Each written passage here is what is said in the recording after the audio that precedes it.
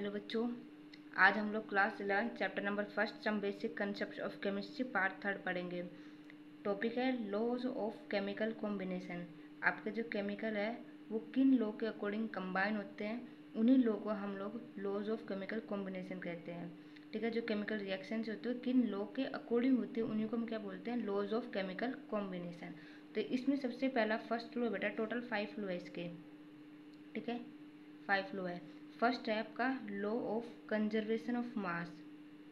Law of conservation of mass, ये बेटा आपके एंटोनी लेवेजियर ने दिया था। किसने दिया था? एंटोनी लेवेजियर ने। इनके अकॉर्डिंग इन्होंने कहा था mass of reactant is equal to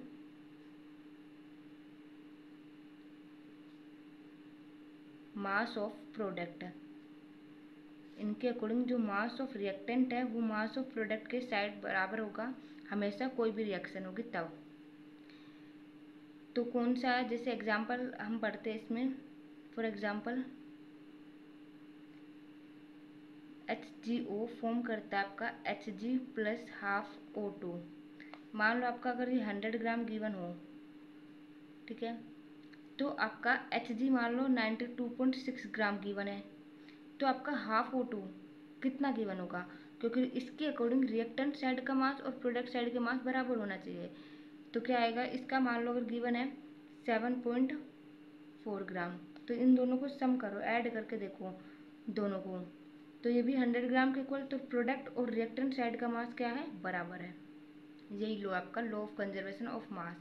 but बेटा कुछ न्यूक्लियर रिएक्शंस हम लोगों ने देखी थी, न्यूक्लियर रिएक्शंस, उनमें क्या होता है, जो रिएक्टेंट साइड का जो मास होता है ना, वो प्रोडक्ट साइड के बराबर नहीं आ रहा था, कुछ एनर्जी रिलीज हो रही थी।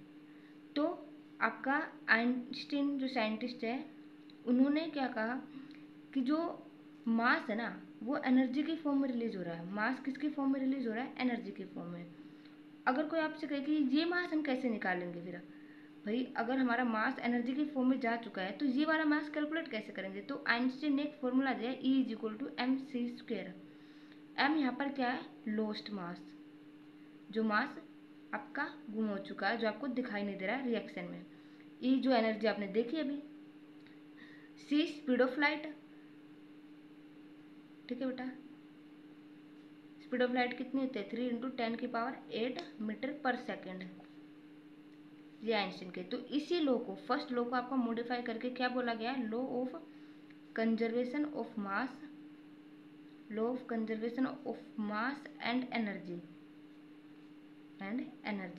इसी को मॉडिफाई किया गया है। ठीक है बेटा, लॉ को कैसे मॉडिफाई किया गया है बेटा? Law of conservation and mass and energy की फॉर्म में इसको मॉडिफाई किया गया है। ठीक है, जो आपको मास निकालना है, कैलकुलेट जो लॉस हुआ है उसको कैसे निकालोगे? E is equal to mc² equation से। c स्पीड ऑफ लाइट है, m जो मास लॉस्ट हुआ आपका वो कैलकुलेट कर लोगे अगर एनर्जी गिवन है तो। ठीक है, अब बेटा लॉ ऑफ डेफिनेट और constant proportion. Law of definite proportion को ही हम कांस्टेंट प्रोपोर्शन बोलते हैं। इस लॉ के अकॉर्डिंग क्या था बेटा, कोई भी कंपाउंड है जो, वो हमेशा एक ही तरह के एलिमेंट से मिलकर बना होगा। कहीं भी चले जाओ उसके एलिमेंट का जो मास है वो फिक्स रहेगा। क्या है? A chemical compound is always found to be made up of the same element. एक ही एलिमेंट से मिलकर बना होगा वो, जिससे बना है, combined together in the same fix proportion by mass. Mass के अकॉर्डिंग भी उनका प्रोपोर्शन सेम रहेगा। जैसे अगर आपका आइस है, उसका फॉर्मूला क्या है? H2O। हाइड्रोजन कितने? 2। ऑक्सीजन कितने? 1 एटम ऑक्सीजन का। लिक्विड लो, लिक्विड में भी H2O है, इसमें भी हाइड्रोजन कितने? 2। ऑक्सीजन के एटम कितने? 1। ये आइस जब लिक्विड जो वाटर की फॉर्म में बन रहा है, H2O है जो आपका, ये कहीं भी ले लो आप, चाहे लेक से ले लो, वाटर का फॉर्मूला H2O ही रहेगा। कहीं किसी पॉन्ड से ले लो, किसी वेल से ले लो। ठीक है बेटा, हर जगह क्या रहेगा? सेम। हाइड्रोजन के ही हमेशा 2 एटम रहेंगे, ऑक्सीजन के हमेशा ही 1 एटम रहेंगे। यही आपका क्या है? लॉ ऑफ डेफिनेट और कांस्टेंट प्रोपोर्शन। क्लियर है कि आपका जैसे CO2 है, आप इंडिया में CO2 का फॉर्मूला क्या अलग हो जाएगा? नहीं। अगर आप कनाडा में जाते हो तो क्या एनाटॉमी के CO2 का फॉर्मूला अलग हो जाएगा? नहीं। CO2 कार्बन डाइऑक्साइड के लिए 1 कार्बन एटम और 2 ऑक्सीजन एटम की नीड होती है। क्लियर है? 1 कार्बन एटम है तो इसका मास कितना हो जाएगा? 12 ग्राम। एटॉमिक मास को बोलते हैं। ऑक्सीजन अगर आपका 2 एटम है तो ऑक्सीजन का मास कितना हो जाएगा? 1 का कितना आता है? 16 ग्राम। 2 का कितना हो जाएगा? 32 ग्राम। क्लियर है बेटा? लॉ ऑफ डेफिनेट प्रोपोर्शन समझ आया? लॉ ऑफ डेफिनेट प्रोपोर्शन क्या कहता है? कोई भी कंपाउंड है उनका फॉर्मूला सेम रहेगा, कहीं भी चले जाओ। उसके पास जो एलिमेंट है, मान लो कार्बन डाइऑक्साइड है, वाटर है, कार्बन मोनोऑक्साइड है, वो कहीं भी चले जाओ सेम प्रोपोर्शन में प्रेजेंट रहेगी। 1 कार्बन है और 2 ऑक्सीजन एटम रहेगी कार्बन डाइऑक्साइड के लिए। क्लियर बेटा? बेटा हम एग्जाम्पल पढ़ते हैं लॉ ऑफ डेफिनेट प्रोपोर्शन या फिर लॉ ऑफ कांस्टेंट प्रोपोर्शन का। मान लो आपके पास क्वेश्चन गिवन है 2.16 ग्राम ऑफ कॉपर मेटल है हमारे पास, ट्रीटेड विद नाइट्रिक एसिड। अगर हमने उसको नाइट्रिक एसिड के साथ रिएक्शन कराया, the nitrate gave 2.7 gram of copper oxide. तो जो कॉपर ऑक्साइड मिला आपको कितना मिला? 2.70 ग्राम। और कॉपर कितना था उसमें? 2.16 ग्राम। क्लियर है? फिर आगे बोला इन अनदर एक्सपेरिमेंट, दूसरा एक्सपेरिमेंट करते हैं तो 1.15 gram of copper oxide upon reduction with hydrogen gave 0.92 gram of copper. 1.15 gram copper oxide का रिडक्शन करते हैं तो हमें क्या देता है? 0.92 ग्राम कॉपर देता है।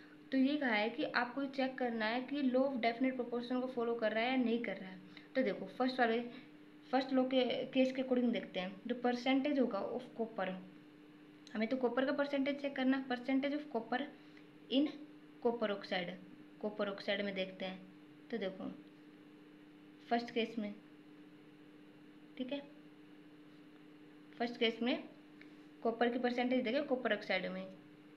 कॉपर ऑक्साइड आपका गिवन है इसमें 2.70, ठीक है, और कॉपर कितना गिवन है?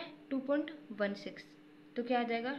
2.16 अपॉन में 2.70 मल्टीप्लाई बाय 100, ठीक है, मल्टीप्लाई बाय क्या आ जाएगा बेटा? 100। तो कितना आया आपका? लगभग 20% आया, ठीक है। कॉपर कितना आया? 20%। क्लियर है? अब नेक्स्ट देखो percentage of copper in copper oxide second case में, ठीक है, सेकंड केस में देखते हैं। तो सेकंड में केस में क्या आपका कॉपर कितना दे रखा है? 0.92 और आपका मास कितना दे रखा है कॉपर ऑक्साइड का? 1.15 ग्राम मल्टीप्लाई बाय 100। क्लियर है? ये लिख रखा है ना बेटा मैंने। आपका कॉपर ऑक्साइड का मास कितना है? 1.15 ग्राम और जो कॉपर का मास है वो कितना है? 0.92 ग्राम। तो परसेंटेज निकालेंगे हम लोग, ठीक है। तो कितना आएगा आपका? लगभग ये भी 20% ही आएगा, ठीक है। तो देखो इधर कॉपर के परसेंटेज देखो और फर्स्ट केस में कॉपर के परसेंटेज देखो, दोनों में सेम आया। तो ये यही कहता है कि चाहे कैसे भी कॉपर ऑक्साइड में कॉपर हो, सेम रेशियो मिलेगा। है तो कॉपर ऑक्साइड ना, कॉपर ऑक्साइड का फॉर्मूला सेम है, तो उसमें कॉपर की वेट भी सेम रहेगी, मास भी सेम रहेगा उसका। क्लियर है बेटा? ठीक है बेटा, अब हम पढ़ते हैं लॉ ऑफ मल्टीपल प्रोपोर्शन, जो कि आपका थर्ड लॉ है। ये गिवन दिया था आपने आपका डोल्टन ने, ठीक है, जो आपने बेटा ये पढ़ा था ये law of constant proportion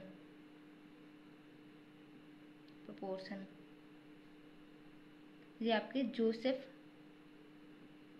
frost ने दिया था। किसने? जोसेफ फ्रोस्ट ने, ठीक है।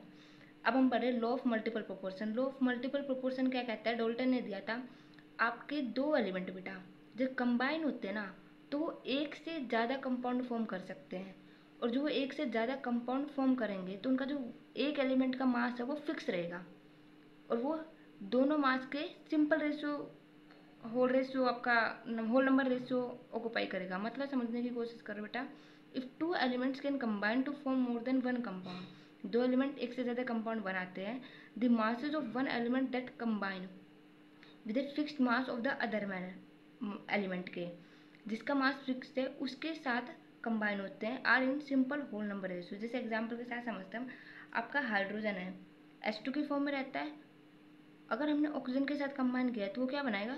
H2O water. इसको बैलेंस करते तो यहाँ हाफ आ जाएगा, ठीक है। लेकिन ये कंपल्सरी नहीं कि हाइड्रोजन और ऑक्सीजन मिलके वाटर ही बनाए, हाइड्रोजन और ऑक्सीजन मिलके बेटा हाइड्रोजन पर ऑक्साइड भी बना सकते हैं, जैसे H2 प्लस O2 मिलकर क्या बना सकता है, H2O2। इसको हम क्या बोलते हैं, हाइड्रोजन पर ऑक्साइड, हाइड्रोजन पर ऑक्साइड। ठीक है, अब ये यही कहता है एक का मास फिक्स है, यहाँ पर हाइड्रोजन कितने 2, यहाँ भी हाइड्रोजन कितने 2, इसका मास फिक्स है 2 ग्राम, इसका मास कितना है 2 ग्राम। ये तो फिक्स हो गया, कांस्टेंट हो गया, लेकिन इनका सिंपल होल नंबर रेशियो रखेगा इनका मास। अब देखो यहाँ पर कितने ऑक्सीजन है, एक तरह से 1 हो गया ना, क्योंकि 2 का हाफ करेंगे तो 1 ही आएगा। तो इसका मास कितना हो गया 16 ग्राम, और इस ये कितना है आपका O2 की फॉर्म में 32 ग्राम। तो इसका रेशियो देखो 16:32, तो मतलब किस क्या हुआ 1:2। ठीक है, 1:2 सिंपल होल नंबर रेशियो है। ये लो आपका कि जो लो ऑफ मल्टीपल प्रोपोर्शन ये कहता है कि एक का मास क्या होगा कांस्टेंट, तो जो दूसरा एलिमेंट है ना वो होल नंबर में रहेगा अपने एक दूसरे के रेशियो में। ठीक है, ये दोनों एलिमेंट एक दूसरे के होल नंबर में रहेंगे। क्लियर है, इन दो एलिमेंट का रेशियो, इन दो कंपाउंड जब फॉर्म करेंगे इसकी वजह से, तो उनका रेशियो किस में रहेगा, होल नंबर में 1:2। इसका कांस्टेंट रहेगा एक का। क्लियर है बेटा, एक से ज़्यादा कंपाउंड बनाए, यहाँ वाटर बनाया आपका, और जहाँ हाइड्रोजन परऑक्साइड H2O2। ठीक है बेटा, अब बेटा देखो एग्जाम्पल हम पढ़ते हैं लो ऑफ मल्टीपल प्रोपोर्शन का। मान लो नाइट्रोजन और ऑक्सीजन मिलकर कंपाउंड बनाते हैं, N2 बनाया है, नाइट्रस ऑक्साइड है, ये nitric oxide NO, nitrogen trioxide, nitrogen tetroxide, nitrogen pentoxide, ये कंपाउंड फॉर्म किए। तो हमने कहा था एक एलिमेंट का मास क्या रहेगा, कांस्टेंट फिक्स रहेगा सब में। जहाँ नाइट्रोजन 28 है, यहाँ 16 ऑक्सीजन है, यहाँ नाइट्रोजन 14 है, ये तो आप किस में एक तरह का बना सकते हो, कॉमन बना सकते हो। तो इस वाले केस में बना सकते हो ना, ये 14 है यहाँ पर, तो अगर मैंने इसको 2 से मल्टीप्लाई कर दिया इस पूरे कंपाउंड को, तो यहाँ भी 2 से मल्टीप्लाई हो जाएगा, ये भी 2 से मल्टीप्लाई हो जाएगा। तो अब इसका मास कितना हो जाएगा 28, और ऑक्सीजन वाले का कितना हो जाएगा 32। तो देखो अब नाइट्रोजन तो कांस्टेंट हो गया हर जगह 28, सेकंड में भी 28, थर्ड में भी 28, फोर्थ में भी 28, फिफ्थ में भी 28। ठीक है, तो ऑक्सीजन का जो आपके एलिमेंट का जो बन रहे हैं वो क्या रहेगा, सिंपल होल नंबर का रेशियो बनाएंगे। तो देखो 16:32 आ जाएगा पहले तो यहाँ पर, फिर 48, फिर 64, फिर 80। तो देखो 16, 1 2 3 4 5, तो 1:2:3:4:5, ये किसका आ गया, होल नंबर रेशियो।